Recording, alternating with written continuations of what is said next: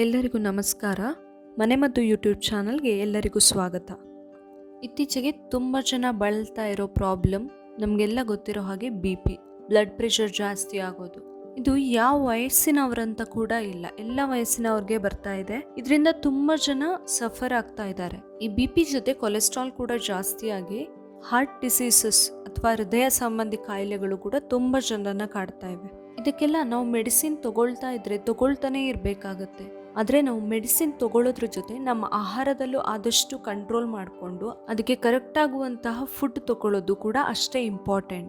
So ಇವತ್ತಿನ ವಿಡಿಯೋದಲ್ಲಿ ನಾನು BP ಮತ್ತು ಕೊಲೆಸ್ಟ್ರಾಲ್ನ ಕಂಟ್ರೋಲಲ್ಲಿ ಇಡುವಂತಹ ಹಾಗೆ ಹೃದಯ ಸಂಬಂಧಿ ಕಾಯಿಲೆಗಳನ್ನು ಕಡಿಮೆ ಮಾಡುವಂತಹ ಒಂದು ಆರೋಗ್ಯಕರ ಅಡುಗೆ ಬಗ್ಗೆ ಹೇಳ್ತೀನಿ. ಈ ವಿಡಿಯೋನ ಪೂರ್ತಿ ನೋಡಿ. ನೀವಿನ್ನೂ ನನ್ನ ಚಾನಲ್ನ ಸಬ್ಸ್ಕ್ರೈಬ್ ಮಾಡಿಲ್ಲ ಆದರೆ ಪ್ಲೀಸ್ ಸಬ್ಸ್ಕ್ರೈಬ್ ಮಾಡಿ, ಹಾಗೆ ಪಕ್ಕದಲ್ಲೇ ಇರುವ ಬೆಲ್ ಐಕಾನ್ನ ಕ್ಲಿಕ್ ಮಾಡಿ. ನಾರ್ಮಲ್ ಆಗಿ ಯಾವ್ಯಾವ ಸೀಸನ್ನಲ್ಲಿ ಯಾವ ತರಕಾರಿ ಯಾವ ಹಣ್ಣು ಬರುತ್ತೆ ಅದನ್ನು ನಾವು ಯೂಸ್ ಮಾಡಲೇಬೇಕು. ಯಾಕಂದರೆ ಅದು ಆ ಸೀಸನ್ನಲ್ಲಿ ಇರುತ್ತಂತ ಹೇಳಿದರೆ ಅದರಿಂದ ನಮಗೆ ಎಷ್ಟೋ ಹೆಲ್ತ್ ಬೆನಿಫಿಟ್ಸ್ ಕೂಡ ಸಿಗುತ್ತೆ. ಅದೇ ರೀತಿ ತುಂಬ ಹಣ್ಣುಗಳನ್ನೆಲ್ಲ ನಾವು ತಿಂತೀವಿ, ಹಾಗೆ ಸಿಪ್ಪೆಯನ್ನು ಬಿಸಾಕ್ತೀವಿ. ಆದರೆ ಕೆಲವೊಂದು ಹಣ್ಣಿನ ಸಿಪ್ಪೆಗಳಲ್ಲಿ ಎಂಥ ಅದ್ಭುತ ಔಷಧೀಯ ಗುಣಗಳಿರುತ್ತಂತ ಹೇಳಿದರೆ ನಮಗೆ ಗೊತ್ತೇ ಇರೋದಿಲ್ಲ. ಆ್ಯಂಡ್ ಕೇಳಿದಾಗ ನಮಗೆ ತುಂಬ ಶಾಕ್ ಅನಿಸ್ಬಿಡುತ್ತೆ, ಅವ್ರ ಸರ್ಪ್ರೈಸ್ ಅನಿಸುತ್ತೆ. ಸೊ ಇವತ್ತು ಅಂತಹದೇ ಒಂದು ಹಣ್ಣಿನ ಸಿಪ್ಪೆಯ ಬಗ್ಗೆ ಹಾಗೆ ಅದರಿಂದ ಮಾಡುವಂತಹ ಒಂದು ಹೆಲ್ದಿ ರೆಸಿಪಿನ ನಾನು ಹೇಳ್ತೀನಿ. ಅದು ಬೇರೆ ಯಾವುದೂ ಅಲ್ಲ, ವಿಟಮಿನ್ C ತುಂಬ ಜಾಸ್ತಿಯಾಗಿ ಸಿಗುವಂತಹದ್ದು ಕಿತ್ತಳೆ ಹಣ್ಣು ಅಥವಾ ಆರೆಂಜ್. ನಾವೆಲ್ಲರೂ ನಾರ್ಮಲ್ ಆಗಿ ಕಿತ್ತಳೆ ಹಣ್ಣನ್ನು ತಿಂತೀವಿ, ಹಾಗೆ ಅದರ ಸಿಪ್ಪೆನ ಬಿಸಾಕ್ತೀವಿ. ಆದರೆ ಆ ಕಿತ್ತಳೆ ಹಣ್ಣಿನ ಸಿಪ್ಪೆ ನಮ್ಮ ದೇಹಕ್ಕೆ ಎಷ್ಟು ಒಳ್ಳೆಯದಂತ ಗೊತ್ತಾದರೆ ನಾವು ಖಂಡಿತವಾಗ್ಲೂ ಇನ್ಮೇಲೆ ಅದನ್ನು ಬಿಸಾಕೋದಿಲ್ಲ. ಈ ಕಿತ್ತಳೆ ಹಣ್ಣಿನ ಸಿಪ್ಪೆ ನಮ್ಮ ಬ್ಲಡ್ ಪ್ರೆಷರ್ನ ಕಂಟ್ರೋಲ್ ಮಾಡೋಕ್ಕೆ ಹಾಗೆ ಕೊಲೆಸ್ಟ್ರಾಲ್ನ ಕಂಟ್ರೋಲ್ ಮಾಡೋಕ್ಕೆ ತುಂಬ ಹೆಲ್ಪ್ ಆಗುತ್ತೆ. ಕೊಲೆಸ್ಟ್ರಾಲ್ ಕಂಟ್ರೋಲ್ ಆಗೋದ್ರಿಂದ ಡೆಫಿನೆಟ್ಲಿ ಹಾರ್ಟ್ ಡಿಸೀಸಿಂದ ನಾವು ದೂರ ಇರಬಹುದು. ಅಷ್ಟೇ ಅಲ್ಲ, ನಮಗೆಲ್ಲರಿಗೂ ಗೊತ್ತಿದೆ ಸ್ಕಿನ್ ಅಲರ್ಜೀಸ್ಗೆಲ್ಲ ಈ ಕಿತ್ತಳೆ ಹಣ್ಣಿನ ಸಿಪ್ಪೆ ತುಂಬ ಒಳ್ಳೆಯದು. ಯಾಕಂದರೆ ಇದರಲ್ಲಿ ವಿಟಮಿನ್ C ಇರೋದ್ರಿಂದ ಸ್ಕಿನ್ ಅಲರ್ಜಿಗೆಲ್ಲ ಇದರ ಟ್ರೀಟ್ಮೆಂಟ್ ತಗೊಳ್ಬಹುದು. ಅದೇ ರೀತಿ ಇದು ಸ್ಕಿನ್ ಕ್ಯಾನ್ಸರಿಂದ ದೂರ ಇರಲಿಕ್ಕೆ ಕೂಡ ತುಂಬ ಹೆಲ್ಪ್ ಮಾಡುತ್ತೆ. ಅಷ್ಟೇ ಅಲ್ಲ, ಈ ಕಿತ್ತಳೆ ಹಣ್ಣಿನ ಸಿಪ್ಪೆ ನಮ್ಮ ವೆಯ್ಟ್ ಲಾಸ್ಗೆ ಕೂಡ ತುಂಬ ಒಂದು ರೀತಿಯಲ್ಲಿ ಹೆಲ್ಪ್ ಮಾಡುತ್ತೆ. ಇದು ರುಚಿಯಲ್ಲಿ ಸ್ವಲ್ಪ ಕಹಿ ಇರ್ಬೋದು, ಆದರೆ ನಮ್ಮ ಜೀರ್ಣಕ್ರಿಯೆ ಏನಿದೆ ಅದಕ್ಕೆ ಇದು ತುಂಬ ಒಳ್ಳೆಯ ಔಷಧ ಅಂತ ಹೇಳಬಹುದು. ನಾವು ನಾರ್ಮಲ್ ಆಗಿ ಕಹಿ ಅನ್ನೋದನ್ನು ಇಷ್ಟಪಡೋದಿಲ್ಲ, ಆದರೆ ಆ ಕಹಿ ಜೊತೆ ಉಪ್ಪು, ಹುಳಿ, ಖಾರ, ಸಿಹಿ ಎಲ್ಲದೂ ಸೇರ್ಕೊಂಡಾಗ ಅದೊಂದು ಅದ್ಭುತ ರುಚಿನ ಕೊಡುತ್ತೆ.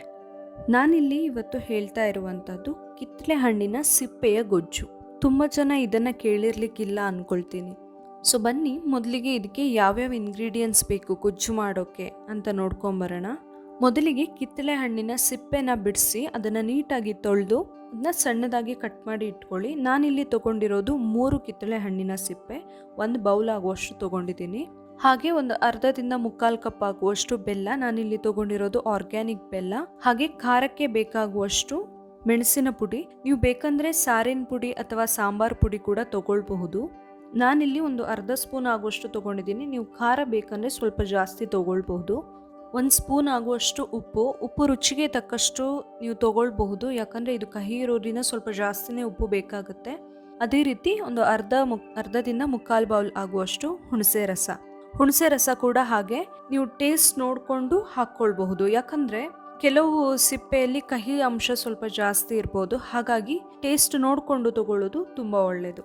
ಅದಿಷ್ಟು ಮೇನ್ ಇಂಗ್ರೀಡಿಯೆಂಟ್ಸ್. ಆದರೆ ಇಲ್ಲೀಗ ಒಗ್ಗರಣೆಗೆ ನಮಗೆ ಕುಕ್ಕಿಂಗ್ ಆಯಿಲ್ 1 ಚಮಚ ಆಗುವಷ್ಟು, ನಾನಿಲ್ಲಿ ತೊಗೊಂಡಿರೋದು ಕೊಬ್ಬರಿ ಎಣ್ಣೆ, ಒಂದು ಅರ್ಧ ಸ್ಪೂನ್ ಆಗುವಷ್ಟು ಸಾಸಿವೆ, ಒಂದು 1/4 ಚಮಚ ಆಗುವಷ್ಟು ಅರಿಶಿನ, 1 ಪಿಂಚ್ ಇಂಗು, ಹಾಗೆ ಒಂದು ಅರ್ಧದಿಂದ 3/4 ಸ್ಪೂನ್ ಆಗುವಷ್ಟು ಉದ್ದಿನಬೇಳೆ.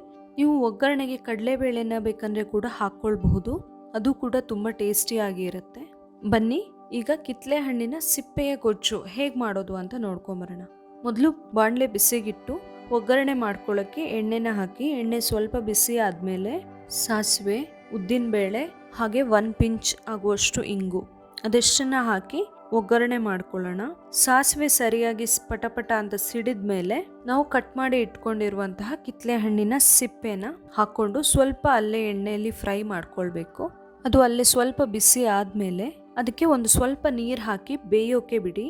ಅದು ಸ್ವಲ್ಪ ಬೇಯ್ತಾ ಬಂದ ಹಾಗೆ ಅದಕ್ಕೆ ರುಚಿಗೆ ಬೇಕಾಗುವಷ್ಟು ಉಪ್ಪು, ಹುಣಸೆ ರಸ ರುಚಿ ನೋಡಿಕೊಂಡು ತಗೊಂಡಿರುವಂತಹ ಅರ್ಧದಿಂದ ಮುಕ್ಕಾಲು ಕಪ್ ಆಗುವಷ್ಟು ಬೆಲ್ಲ ಸ್ವಲ್ಪ ಜಾಸ್ತಿನೇ ಬೇಕಾಗಬಹುದು, ಯಾಕಂದ್ರೆ ಆ ಕಹಿ ಸ್ವಲ್ಪ ಮಟ್ಟಿಗೆ ಹೋಗ್ಬೇಕಂದ್ರೆ ನಾವು ಸಿಹಿ ಅಂಶನ ಸ್ವಲ್ಪ ಜಾಸ್ತಿ ಹಾಕ್ಬೇಕಾಗತ್ತೆ. ಹಾಗೆ ಚಿಲ್ಲಿ ಪೌಡರ್ ಅಥವಾ ಸಾಂಬಾರ್ ಪೌಡರ್ ಅಥವಾ ರಸಂ ಪೌಡರ್ ಇದರಲ್ಲಿ ಯಾವ್ದು ಬೇಕಾದ್ರೂ ಹಾಕ್ಬಹುದು. ನಾನಿಲ್ಲಿ ಹಾಕ್ತಾ ಇರೋದು ಚಿಲ್ಲಿ ಪೌಡರ್. ಖಾರ ಜಾಸ್ತಿ ತಿನ್ನೋರು ಸ್ವಲ್ಪ ಜಾಸ್ತಿ ಹಾಕೊಳ್ಬಹುದು. ನಾನಿಲ್ಲಿ ಅರ್ಧ ಸ್ಪೂನ್ ಆಗುವಷ್ಟು ಹಾಕಿದ್ದೀನಿ ಅಷ್ಟೇ. ಅದು ಕಹಿ ಇರೋದ್ರಿಂದ ಸ್ವಲ್ಪ ಖಾರವಾಗಿದ್ರು ಕೂಡ ತುಂಬಾ ಚೆನ್ನಾಗಿರುತ್ತೆ. ಅದಕ್ಕೆ ಮತ್ತೆ ಸ್ವಲ್ಪ ನೀರನ್ನ ಹಾಕಿ ಸರಿಯಾಗಿ ಕುದಿಯೋಕೆ ಬಿಡಿ. ಅದು ಕುದಿ ಬಂದ್ಮೇಲೆ ಮುಚ್ಚಿ ಗ್ಯಾಸ್ ಸಣ್ಣ ಮಾಡಿ ಇಟ್ಬಿಡಿ. 1/4 ಗಂಟೆ ಬೇಯಬೇಕಾಗುತ್ತದು.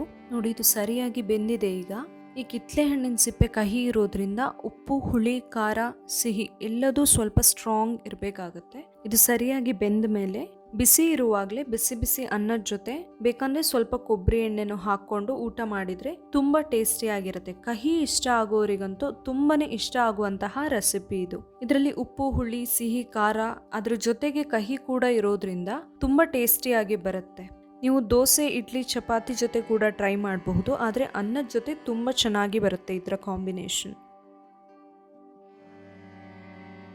ನೋಡಿದ್ರಲ್ಲ, ನಾವು ನಾರ್ಮಲ್ ಆಗಿ ಬಿಸಾಕುವಂತಹ ಕಿತ್ಲೆ ಹಣ್ಣಿನ ಸಿಪ್ಪೆ ನಮ್ಮ ದೇಹಕ್ಕೆ ಎಷ್ಟು ಒಳ್ಳೆಯದು, ಹಾಗೆ ಅದರಿಂದ ಮಾಡುವಂತಹ ಒಂದು ಈಸಿ ರೆಸಿಪಿ. ಈ ವಿಡಿಯೋ ನಿಮಗೆ ಇಷ್ಟ ಆಗಿದ್ರೆ, ನೀವಿನ್ನೂ ನನ್ನ ಚಾನಲ್ನ ಸಬ್ಸ್ಕ್ರೈಬ್ ಮಾಡಿಲ್ಲ ಆದರೆ ಪ್ಲೀಸ್ ಸಬ್ಸ್ಕ್ರೈಬ್ ಮಾಡಿ, ಲೈಕ್ ಮಾಡಿ, ಶೇರ್ ಮಾಡಿ. ಹಾಗೆ ಏನೇ ಸಜೆಷನ್ಗಳಿದ್ರು ಪ್ಲೀಸ್ ಕಮೆಂಟ್ ಮಾಡಿ. Thank you.